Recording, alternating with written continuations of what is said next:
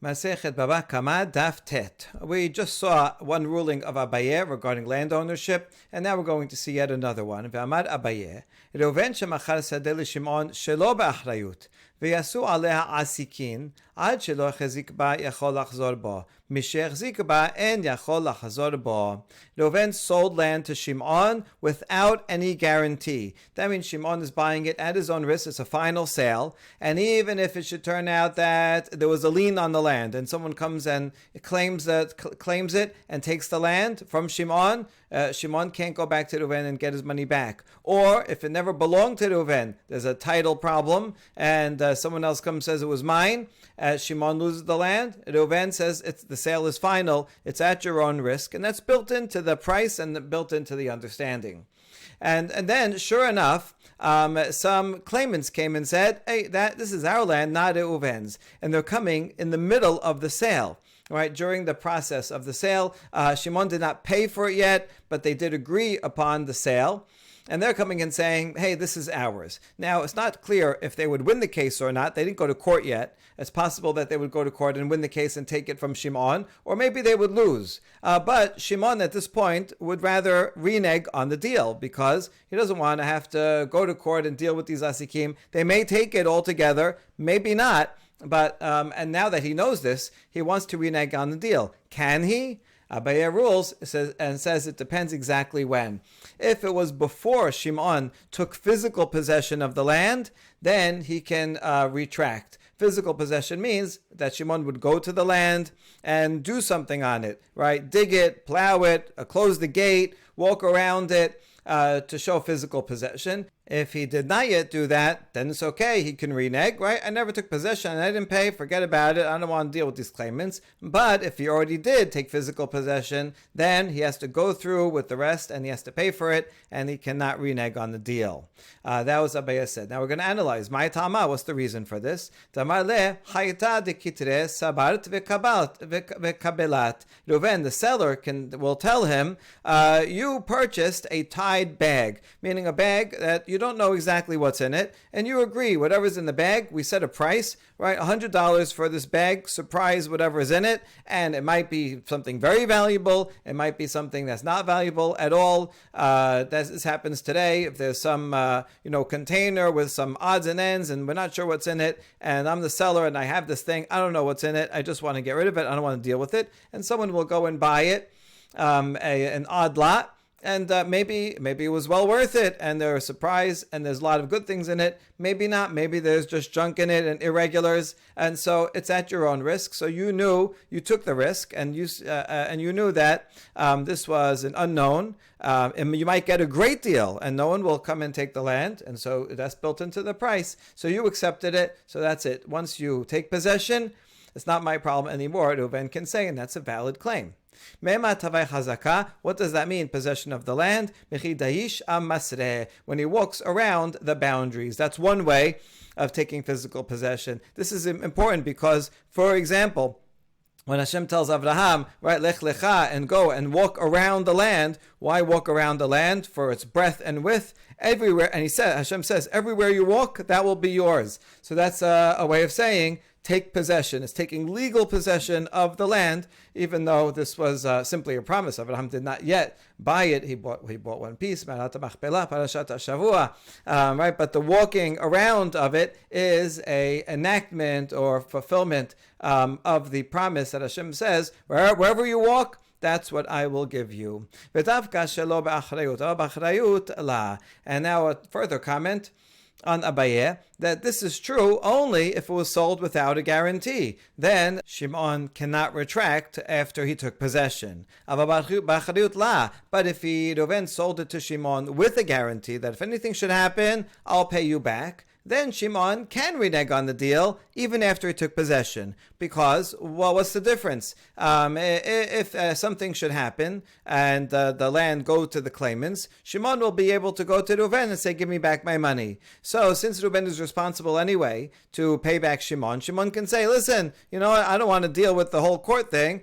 Forget about it. Just take it back. Since Reuven accepted responsibility over the land, So we can't say, well, it's a closed bag, right? It's your problem. He can't say that. Reuven has responsibilities. So Shimon can say, even though I walked around the land, forget about it. I didn't want land with claimants on it, and I'm going to have to deal with them and go to Bet Din. I can renege on the deal at any point. That's one version of the comment on Abaye. But there's yet another version.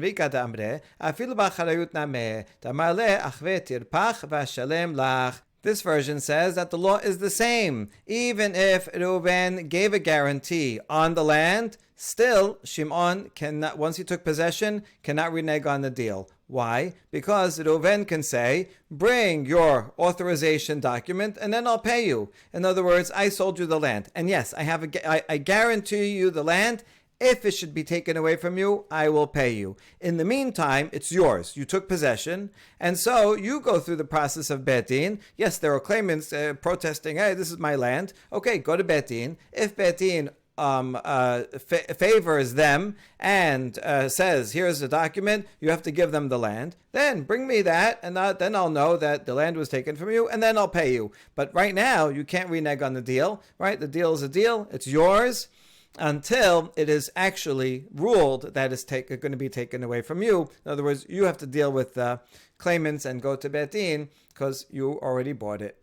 Next, Rav Huna Amar, o kesef o metav. When someone is going to pay for damages, Torah says metav sadehu. Rav Huna says it doesn't mean that he can only pay with land and the best land. He can also pay cash. Cash is always accepted. So it means either cash or the best land, but it has to be one of those. Can't be anything else.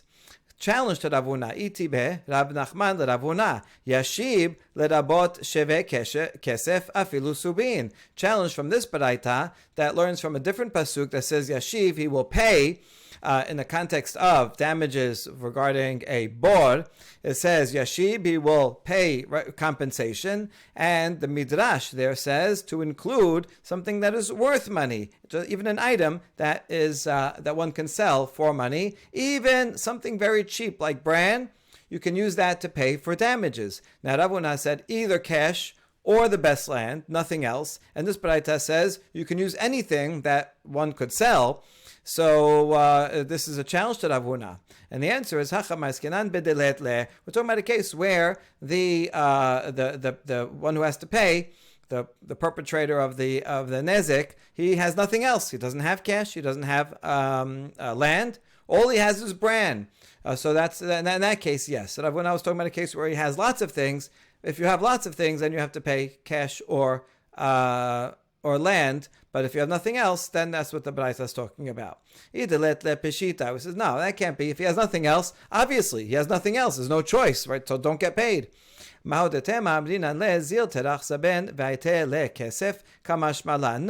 Braita is still giving a chidush. I might have thought, okay, you have bran, so you, the guy who has to pay, the perpetrator, you go and go through the trouble of selling the bran and getting cash, and then pay with cash. I might have thought that he has to do that if I had only Rav Huna or kesef or metav. So, and because even if he has nothing else, you go and sell it. And therefore, the Baraita is teaching us that if he has only bran, he doesn't have to go through the trouble of selling it. He can just pay with bran. That's what I have, and tells the victim, sorry, but that's all I have. You go through the trouble of selling it for money if you want something else. So there we are now reconciled. Next statement. Amar Rav Aseh. Kesafim hare hen kekarka. He says money is the same as land. Now, this is kind of ambiguous. What is he talking about? What does this apply to? Lemahil cheta. If he's talking about paying damages, and his point is that money is the same as the best land, and yeah, even though the Torah says pay the best land, money is equivalent. Well, Rav Huna already said that. So why would Rav Huna is a second generation Amorah? Rav Aseh is actually a first generation Amorah. But still it's a question, like why would we be transmitting both Rav Huna and Rav Aseh? The transmitters of these Amoraic traditions are careful to transmit things that are important to say. So we wouldn't have a double and have Rav Aseh teach something and Rav Huna also taught it. So Rav Huna, we already know it from Rav Huna. So why would someone transmit Rav Huna if we already know it from Rav Aseh?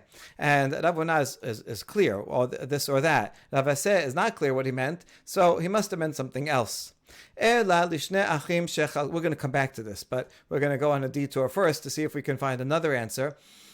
אלא לשני אחים שחלקו ונטל אחד קרקע ואחד כספים. ובא בעל חוב ונטל קרקע, דאזיל היי ושקיל פלגה בכספים בהדר. Let's say you have a father who died and left land and money.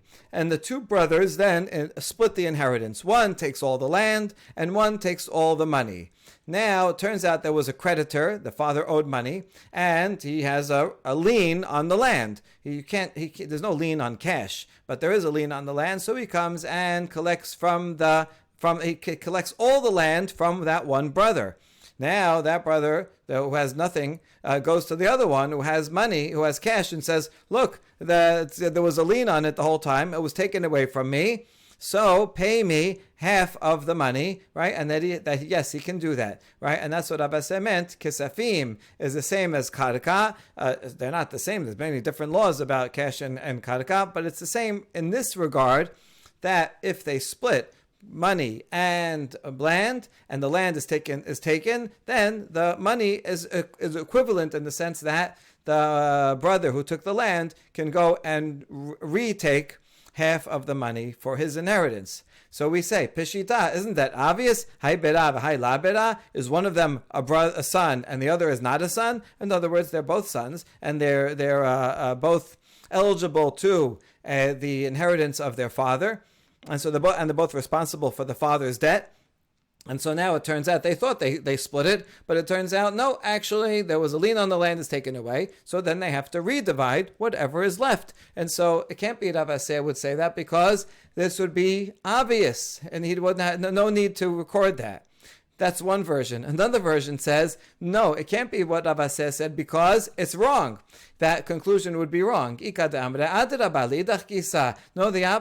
another version says that Rav Aseh couldn't have said that because, in fact, it's on the contrary, in the opposite direction. Damar le lehachi shakli kesafim di minag beganeve la mishtalam naminach ulachi shakalt ar'a di metarfa la mishtalema lach midi minai. In fact, the brother who took the cash can say to the brother who took the land, I'm not giving you any money because this was the mutual understanding. I took the cash with the understanding that if it should be stolen from me, I would not be reimbursed from you. Land has a benefit that it can't be stolen. It's just there. Someone can come and squat on it and have to get them out, but you can't physically take it away. And so taking the cash is more risky. And so says, I took the cash with that risk in mind. If someone should come and steal it, then can I come to you and say, oh, well, the money I got was stolen, so now give me half your land? No, right? This is the risk that I'm taking.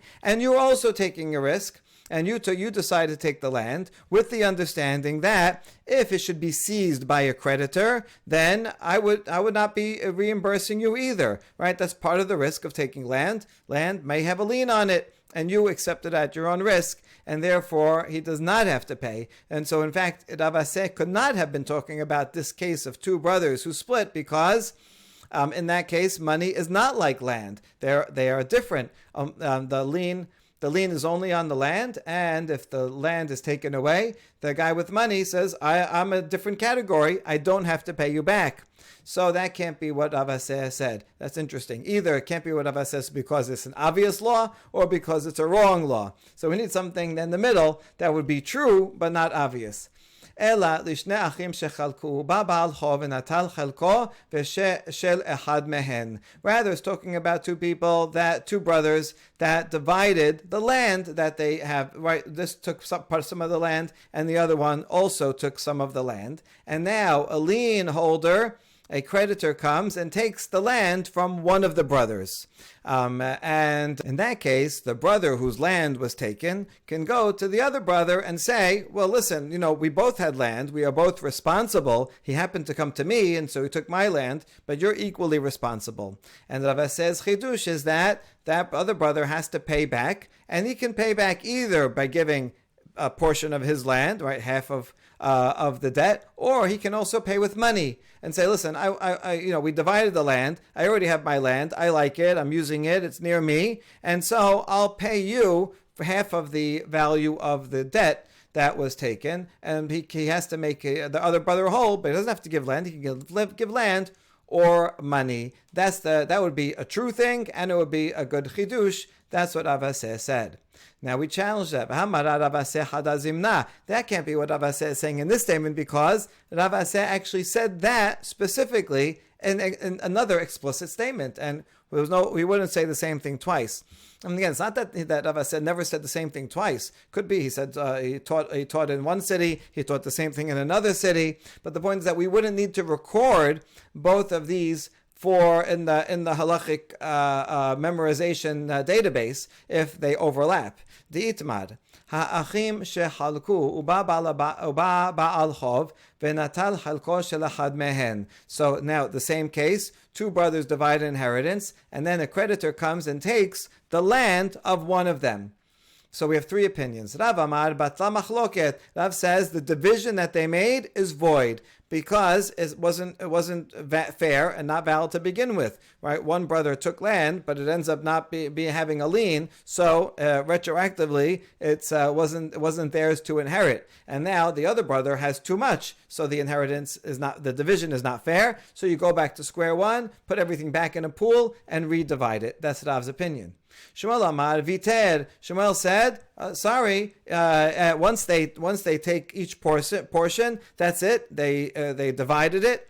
We're going to explain each of these opinions further, and the right to reimbursement of the other was lost. In other words, the lien holder, he had a lien on this land and took that land, so this brother is down and out, and they don't redivide, and the other brother does not have to pay him back. Once it's split, that's it. It's like partners that split something. Rav Aseh Amar notel rebiya bekarka urebiya bema'ot. Rav Aseh says the other brother does have to pay back, and he'll pay back. So let's say there was $100 worth of stuff, and the creditor took 50.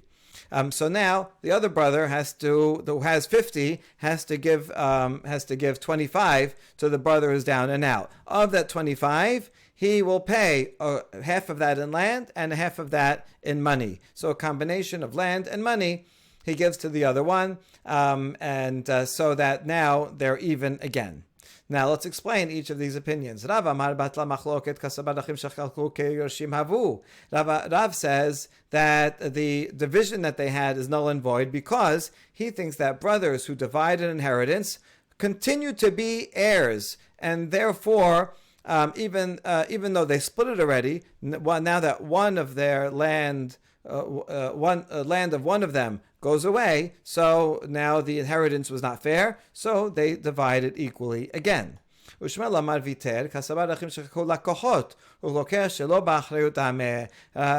says this is like buyers. In other words, it's as if each of the brothers bought the land from this inheritance, and what kind of buyer? A buyer without a guarantee. So that the brother whose land was taken away, right? He got the land as if he bought it, but without a guarantee. So sorry, a creditor came and took it, as we saw earlier in the beginning of the daf.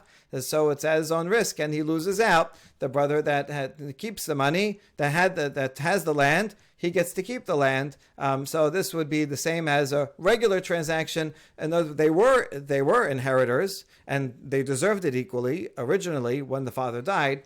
But once they divide it, now they turn into buyers without a guarantee, and that's it. Sorry, you lost out on your land. Rav Aseh Amar notel rebiya bekarka urebiya bema'ot. Mesapek aleh I keyorshin damu I kelakohot damu hilkach notel rebiya bekarka urebiya bema'ot. And Rav Aseh explains his opinion that the brother whose land was taken away has a right to collect half of what's owned to him, which is a quarter of the whole estate in land, and the other quarter of the whole estate in money. Why does he get half in land and half in money, because Rav Aseh was not sure. He was in Safek. Do we treat the brothers like inheritors? Or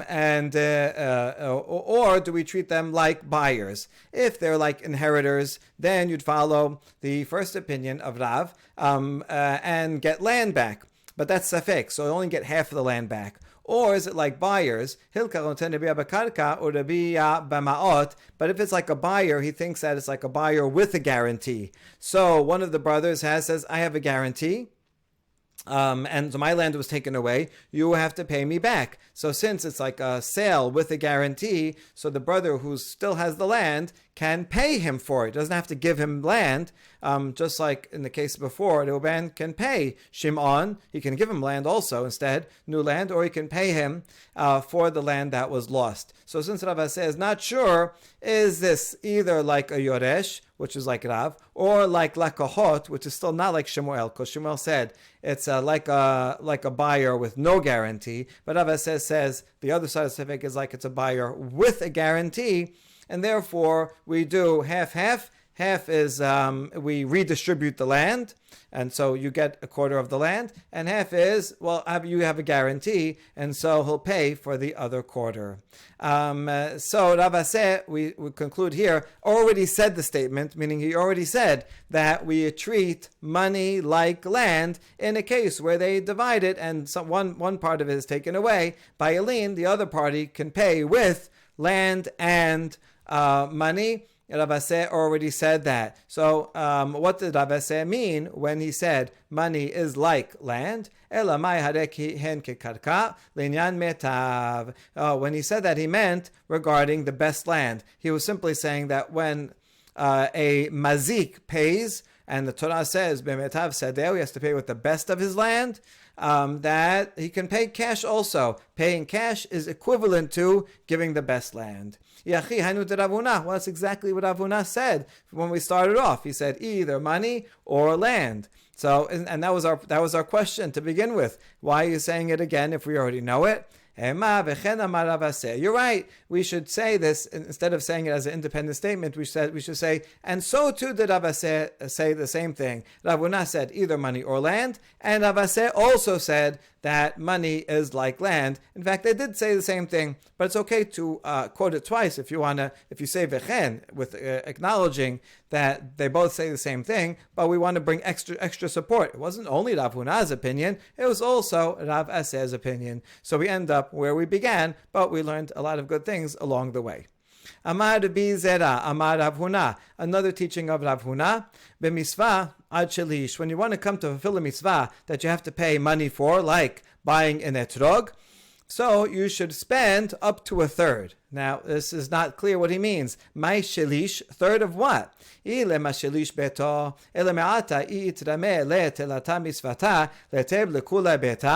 it means that you should pay up to a third of your entire estate.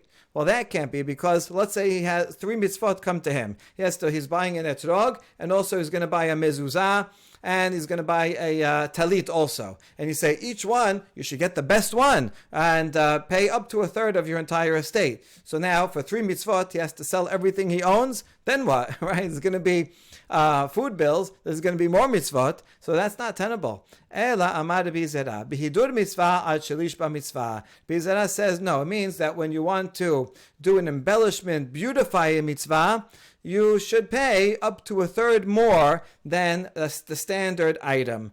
So if a standard etrog goes for $30, then you should go the extra mile and pay a third more and buy one for $40. But you don't have to go spend $100 or $200. That's sufficient. You want to buy a mezuzah? Standard mezuzah is $100, but one with beautiful writing is $130, so you should go for the nicer one. But if they're going to charge you $200, then there's no need to overspend.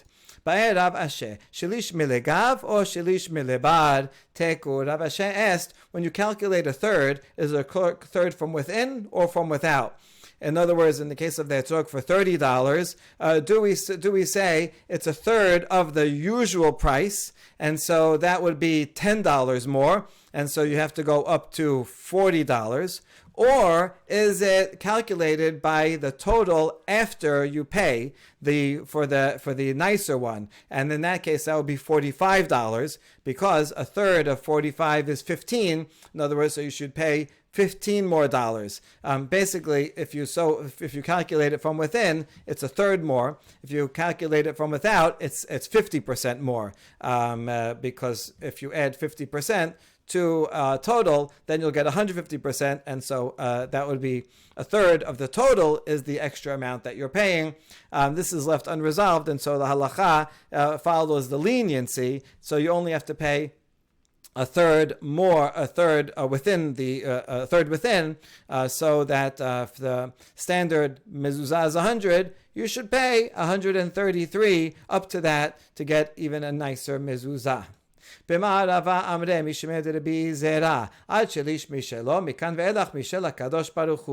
the West, they had a similar law, and they also said up to a third from your own finances, you should pay more for a beautiful item. And let's say you want to pay more than a third and get a really, really beautiful item. That is from HaKadosh Baruch Hu. Two opinions about what this means. Rashi says it means that if you pay more, then Hashem will reimburse you for it. So, go for it. Another opinion is that of Rabbeinu Hananel, which says if you're going to pay a third more from work that you did, from your regular salary, your hourly rate that you get paid, so then it should be up to a third.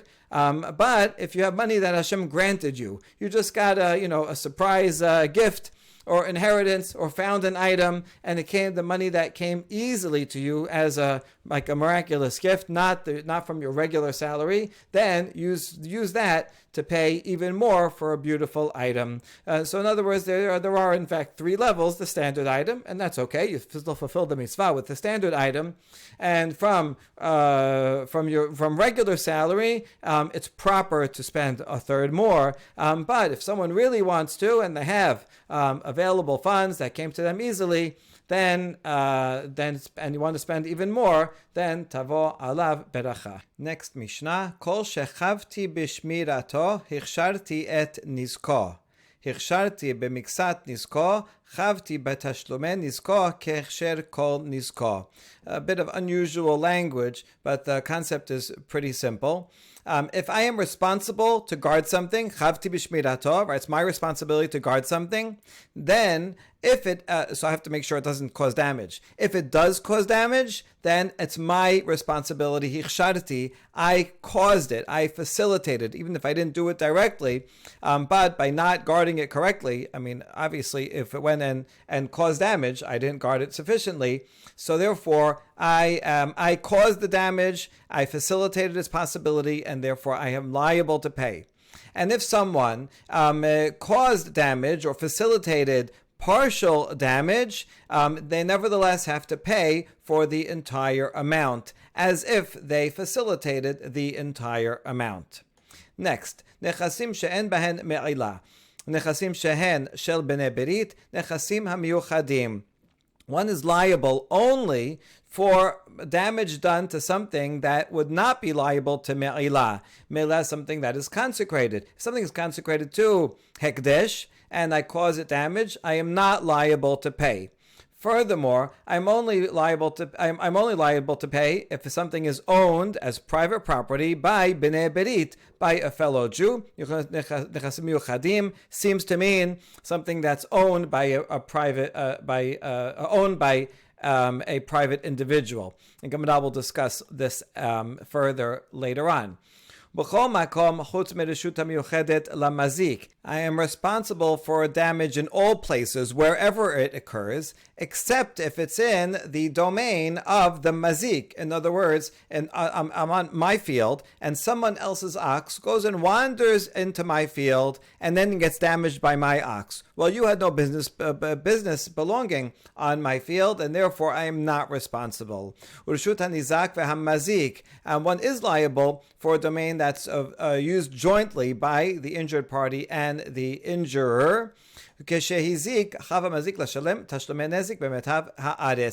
if someone's animal goes and causes damage, then the one that causes the damage has to pay from the best quality of his land. A statement which we already said in the first Mishnah, and the Gemara already discussed why this is said twice, and that will come up further later on. Gemara, Tenor Banan. Kol shechavti b'shmirato ichsharti et nizko kesad. So this is elaborating on the Mishnah when it says anything that I am responsible to safeguard, if it does cause damage, I am responsible because I facilitated that damage. I was responsible for it. I am liable. What is the case? Kesad. Shor ubor shemisaran lecheresh shote v'katan v'hiziku hayav leshalem ma she'en ken be'esh. So let's say I have an ox or a pit that I dug, and I hand it over to watch to a deaf person, someone who's not mentally competent, or a minor. And it ends up that this shor went and damaged someone, or something fell into the board. I am responsible because I did not guard it sufficiently. By giving it to someone who is not competent, I'm responsible to pay for the damage that this causes. However, this is not true regarding fire. If I entrust some fire to cheresh shote v'katan, and the fire goes and gets out of control and causes damage, in that case, I am not responsible. That's the braita. We have to explain it. B'may askinan? Ilema b'shor kashur bor mechused kavata gabe esh gachelet. We want to find a case where we can explain the difference between the shor and bod versus the esh. So what are we talking? Are we talking about an ox that was tied up, and a bod, a pit that was covered, and I handed that over to an incompetent person to watch over it? Well, then there should be the equivalent case regarding fire. What would be the equivalent of an ox that's tethered and a covered up pit? Well, that would be just an ember, right? Just a piece of coal or wood that is not a raging fire, but is just glowing hot. And so it's not very dangerous. So all these things, if you just leave them alone, they're not very dangerous. And therefore, what would be the difference? Just like with fire, I shouldn't be liable. The other also I shouldn't be liable. Why would you say I'm liable in a shor and bod if it was tethered and covered up? Ela b'shor mutar ubor megule. So rather, I must be talking about a bod, a pit that is uncovered, and a shor that is not tied up. And the equivalent then would be a fire that is a flame, a big fire. So then, but in that case, why should I not be liable if I entrust a flame to a torch to someone incompetent? Well, then things are not going to go well. I should be liable also. And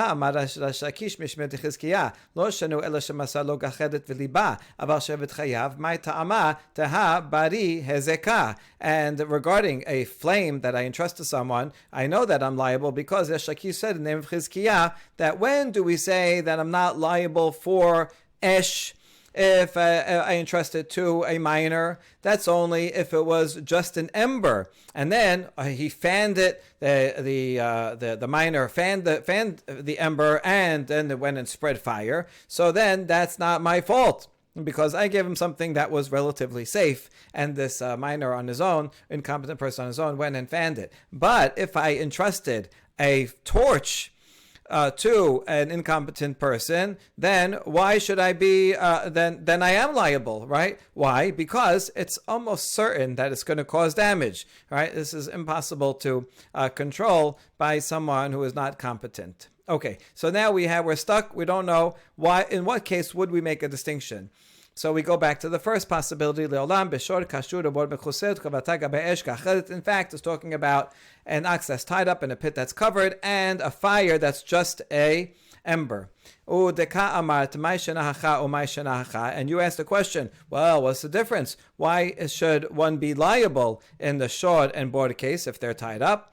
Shor darke lenatuke, bor darke lenature. Kachelet kama deshabikla me'ameya ameya ve'azla. In fact, even the ox, even though it's tied up right now, its manner is to get free. It's going to keep moving around and trying to get free, and that's why you need a competent person to be there to make sure that it doesn't get loose.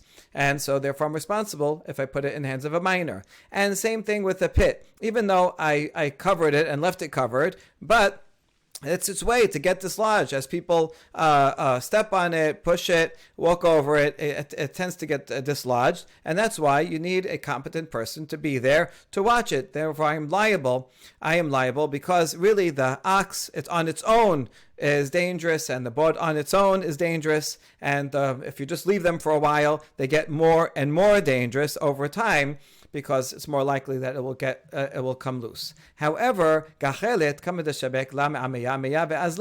ember, the longer you leave it, it dims and will eventually go out. And so therefore, an ember is inherently safer than an ox and a pit. And that makes the difference, right? In fact, I left them in a safe, I left all of them in a relatively safe state, but the shod and bod become progressively more dangerous, so I need a competent person, whereas the fire becomes progressively safer, and therefore it really should have been okay, even with an incompetent person. פטור, תחבתך בשור מותר ובור מגולה. מה ישנך ומה ישנך. So all that was one answer, but we're going to give another answer for Rabbi Yochanan, who says that even if I leave an ember, even if I leave a flame with an incompetent person, I am patur. And so that in that case, I could even explain the Braita in an equivalent case of leaving an untethered ox and an open pit, exposed pit, in the hands of a minor or incompetent person. And according to Rabbi Yochanan, well, how would he explain the difference between them? What would be the reason that Rabbi Yochanan says that a flame entrusted is patur? Hatam sebata decharesh kagarim, hacha la sabta decharesh kagarim. In the case of fire, the fire, if you just leave it by itself, it's in one place, it's not going to cause damage. It's the movement that the minor or incompetent person took it and brought it to some over there, and then it lit on fire someone else's field. So since the minor caused it to happen, so it's the minor's fault and not my fault. I'm the owner of the fire, and so I can blame it on the minor, and it's not my problem. Whereas in the case of the ox and the pit, it's not the handling of the cheresh, in this case deaf mute or any other or a minor, that caused the problem. It went on its own, right? In other words, if the deaf mute is just sitting there doing nothing, the ox will eventually get loose. It's a loose ox we're talking about. So if he does nothing, the ox on its own is going to go wander and gore someone, and the open pit, just being there, is going to be a cause of damage for someone falling into it. And so there, it's as if there's nobody there, and the cheresh didn't add to the danger. He just didn't protect, and he didn't protect it, but he didn't cause the damage. And therefore, I, the owner of the pit or the ox, am directly responsible.